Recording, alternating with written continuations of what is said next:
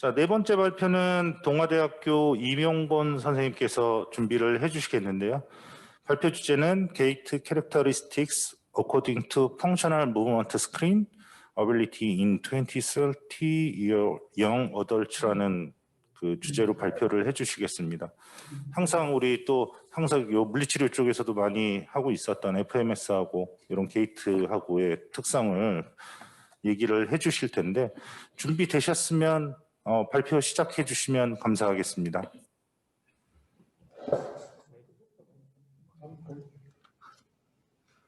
네, 발표 시작하겠습니다. 안녕하십니까. 20, 30세 젊은 성인 대상 펑셔널 무브먼트 스크린 능력에 따른 보행 특성에 대해 발표하게 된 동아대학교 이명본입니다. 펑셔널 무브먼트 스크린, 즉 FMS 검사는 대상자의 가동성, 균형, 안정성을 평가하는 도구이며 이러한 검사는 7가지의 기본 움직임과 3가지 클리닝 테스트로 구성되어 선수뿐만 아니라 젊은 성인군들을 대상으로 기능적 움직임을 평가하기 위해 사용되어지고 있습니다. 이러한 FMS 점수는 7가지의 기본 움직임 점수의 합으로 이제 계산될 수 있으며 최대 21점 만점으로 정의될 수 있습니다. 오늘날 총 FMS 점수의 14점은 임계점으로 활용되어지고 있으며 이러한 임계점은 향후에 부상 위험성을 예측하는 요인으로 이제 보고하는 연구가 있는 반면에 부상 위험성을 예측하는데 다소 한계가 있다는 연구가 보고되어 이러한 부분에 있어 상충되는 의견이 나오고 있습니다. 그럼에도 불구하고 FMS 점수가 14점 이하가 나타나는 대상자는 잠재적으로 낮은 수준의 수행력을 나타낼 수 있다는 것으로 판단이 됩니다. 보행이란 인간의 가장 기본적인 움직임 중 하나이며 신체의 안정성을 유지를 하면서 이제 몸을 앞으로 움직이는 기능을 말합니다. 이러한 보행 기능 평가는 대상자의 신체적 기능, 그리고 건강 수준, 그리고 삶의 질, 병증 진행 촉도를 평가하기 위해 건강한 대상자뿐만 아니라 환자들을 대상으로 실시해 오고 있습니다. 특히 보행 시 느려진 속도를 비롯하여 증가된 보행 가변성 등은 대상자의 감소된 하지 근력뿐만 아니라 동적 안정성 감소를 반영한다고 보고해 오고 있습니다. 따라서 총 FMS 점수 14점 이하가 나타나는 대상자들 또한 이러한 보행 능력 감소가 나타날 것으로 판단이 되나 이와 관련된 연구는 다소 부족한 것으로 확인되고 있습니다. 나아가 최근에는 선호 속도뿐만 아니라 느린 속도 및 빠른 속도 조건에서 보행 과업을 실시해오는 연구들이 진행되어지고 있습니다. 특히 선호 속도의 20%의 차등을 둔 느린 속도 및 빠른 속도 보행 과업은 과업 타당도뿐만 아니라 의미 있는 결과를 고령자뿐만 아니라 파킨슨병과 같은 퇴행성 질환 환자를 대상으로 이제 보고되고 있습니다. 따라서 보다 다양한 보행 속도 조건에서 보행 과업 시 총 FMS 점수에 따라서 젊은 성인군들의 이러한 특성을 분석하는 것은 의미 있는 것으로 이제 확인이 됩니다. 따라서 본 연구의 목적은 이 30세 젊은 성인을 대상으로 총 FMS 점수 임계점을 기준으로 보행 능력과 기본 움직임 패턴 간의 연관성을 분석하는 것이며 추가적으로 연구를 통해서 다양한 속도 조건에서 보행 과업이 이 젊은 성인들의 기본 움직임을 평가하는데 유용한 과업임을 증명하고자 하는 것입니다. 본 연구의 가설은 FMS 점수 14점 이하의 그룹이 14점 초과 그룹보다 더 이제 불안정한 보행 안정성을 나타낼 것이다. 이고 또 성별에 따라 각기 다른 그런 패턴이 나타날 것이다. 라고 설정하였습니다. 추가적으로 총 FMS 점수가 낮으면 또 안 좋은 수준의 보행 능력과 또 연관이 있을 것이다. 라고 가설을 설정을 하였습니다. 연구 방법입니다. 본 연구는 총 439명의 대상자를 선발을 하였으며 남성 203명, 여성 236명으로 구성이 되어 있습니다. 그래서 모든 대상자들은 과업을 실시하는데 문제되는 상해 경험이 없으며 또 총 FMS 점수 14점을 기준으로 14점 이하 그룹 그리고 14점 초과 그룹으로 나누어서 분석을 실시를 하였습니다. FMS 검사는 각 동작별 0에서 3점으로 책정을 하였으며 또 왼쪽과 오른쪽 모두 측정한 동작의 경우 이게 낮은 점수가 나타난 점수를 최종적으로 최종 점수로 반영을 하여 측정을 실시를 하였습니다. 본 연구에 사용된 신발 기반형 관성 센서 시스템은 관성 센서가 신발 밑창에 매립되어 있으며 블루투스 시스템을 기반으로 데이터를 분석 시스템에 송출하게 되어 있습니다. 그래서 데이터 취득 주파수는 100Hz로 설정하였으며 필터링은 버터월스 로우패스 필터 2차를 활용하였으며 차단 주파수는 10Hz로 설정을 하였습니다. 본 연구에서 속도 정의 방법은 먼저 10m의 직선 보행로에서 대상자가 선호 속도 측정을 실시를 하였으며 이러한 선호 속도를 바탕으로 20% 차등을 줌으로써 각각 느린 속도와 빠른 속도를 정의를 하였습니다. 보시는 그림은 실제로 선호 속도를 측정을 한 이후에 각각 그 선호 속도를 바탕으로 느린 속도와 빠른 속도를 정의하여 보행 가업을 실시하는 사진입니다. 그래서 각 속도 조건별로 1분간 연속적인 스텝을 취득하였습니다. 분석 변이는 우선 시공간 계수를 비롯하여 시공간 계수의 변이 계수인 보행 가변성 등을 분석을 하였으며 또한 보행 시 양발의 동적 안정성을 평가할 수 있는 양발 협응 지수 등을 분석에 활용을 하였습니다. 추가적으로 인과학적 특성을 비롯하여 대상자의 신체 활동 수준 그리고 스트레스 반응 척도 등을 분석에 활용을 하였습니다. 통계 분석입니다.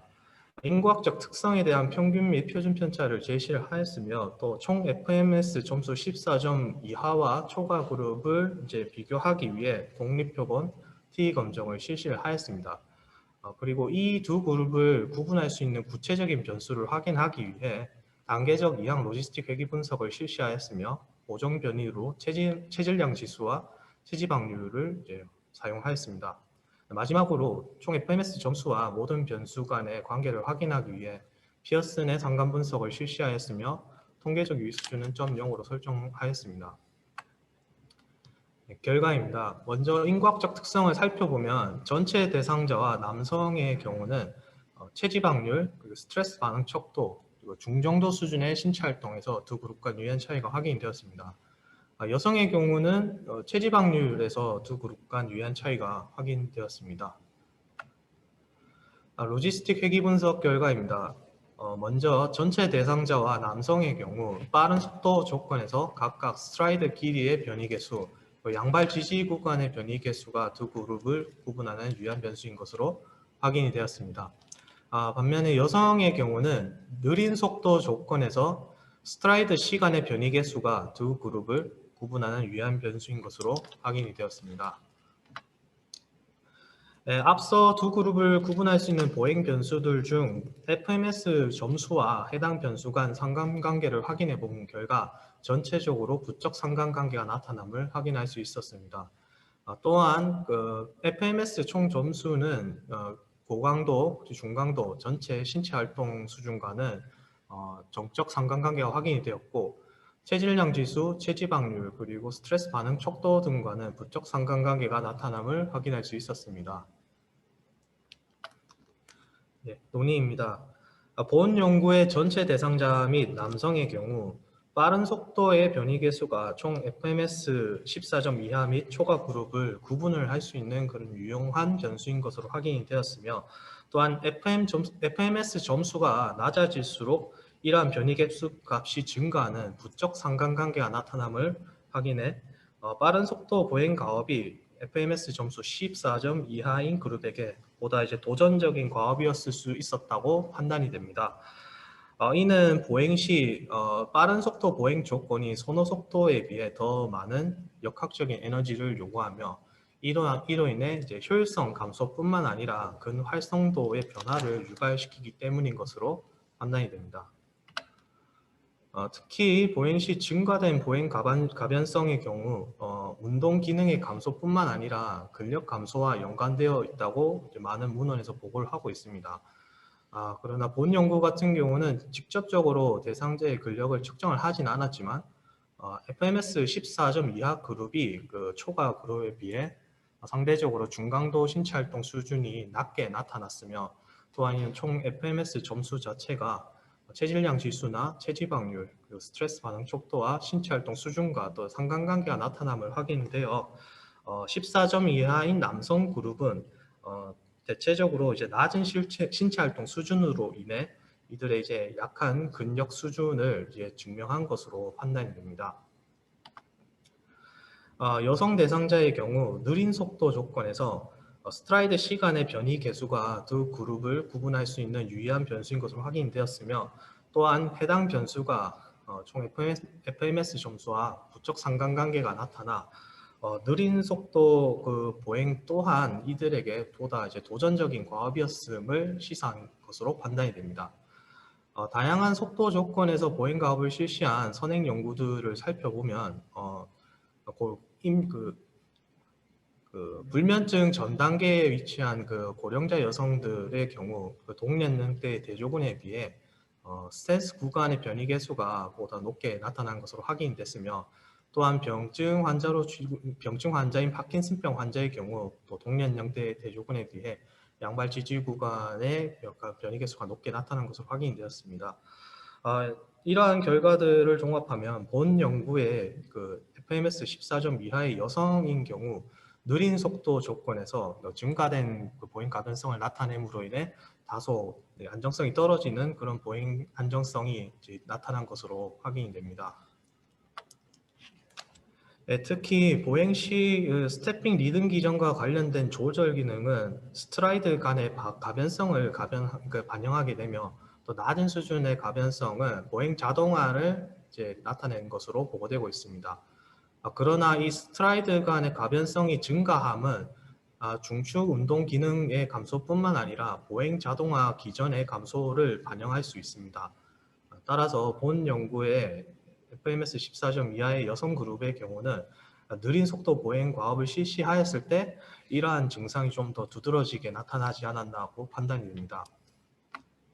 네, 요약 및 결론입니다.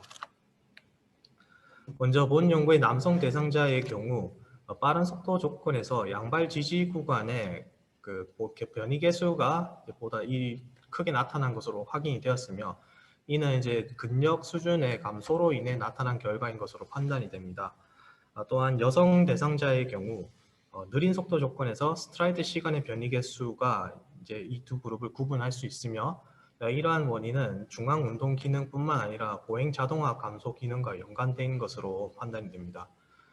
마지막으로 낮은 수준의 펑셔널 무브먼트의 패턴은 결과적으로 보행 안정성뿐만 아니라 신체적 특성과 신체 활동 감소와 연관된 것으로 판단돼, 본 연구의 총 FMS 14점 이하의 그룹은 젊은 성인임에도 불구하고 낮은 수준의 불안정한 그 보행 안정성을 나타낸 것으로 확인이 됩니다. 따라서 결론적으로 본 연구에서 실시한 다양한 속도 조건에서의 보행 과업은 젊은 성인을 대상으로 이들의 기본 움직임 특성을 평가하는 데 유용한 과업인 것으로 판단이 되며, 특히 대상자 중에 총 FMS 점수가 낮거나 그리고 보행 수준이 떨어지는 그런 대상자들은 향후 발생할 수 있는 잠재적인 부상 위험성을 이제 예방하기 위해서 이들의 운동 기능을 증진시킬 수 있는 중재 운동을 할 필요성이 있는 것으로 판단이 됩니다. 네, 이상 발표 마치도록 하겠습니다. 감사합니다. 네, 정말 많은 인원을 대상으로 이렇게 연구를 하시고 좋은 발표를 해주셔서 감사합니다.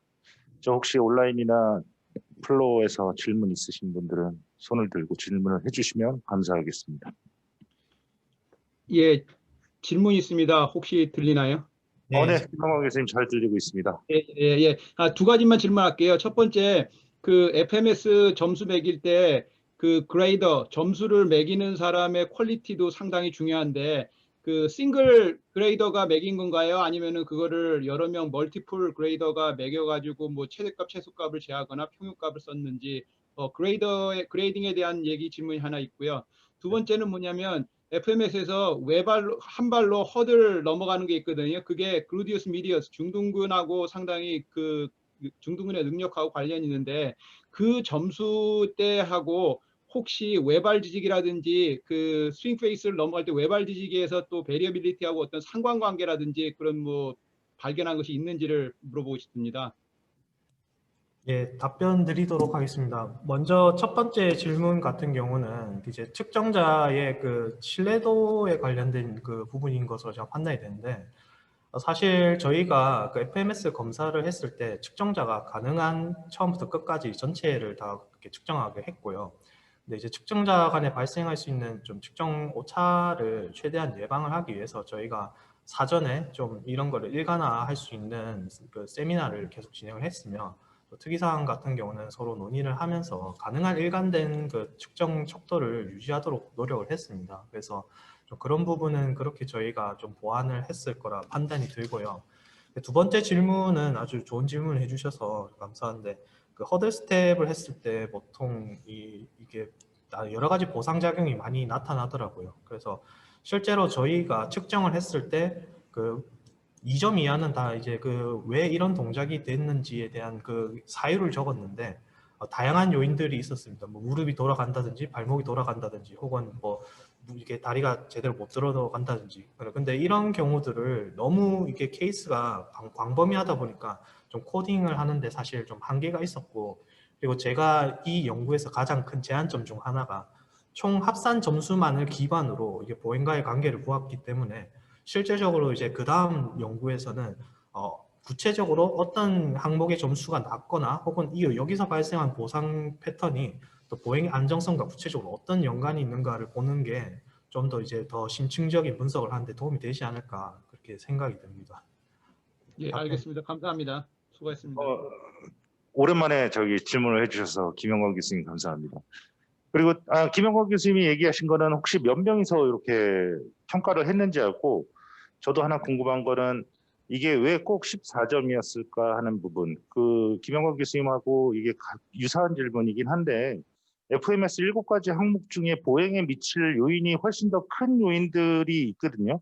그래서 보행에 미치는 요인들하고 보행에 미치지 않는 요인들, 이런 것들을 좀 종합적으로 차등을 주셨는지 아니면 그냥 토탈 점수만 하셨다라고 했는데, 이 나중에 보행에 절대적으로 좀 영향을 미칠 수 있는 요인들만 가지고 이렇게 같이 또 따로 본다라고 하면 조금 더 다른 결과 나오지 않을까 이렇게 생각을 합니다. 혹시 네. 몇 명이서 이렇게 테스트를 하셨는지 FMS는?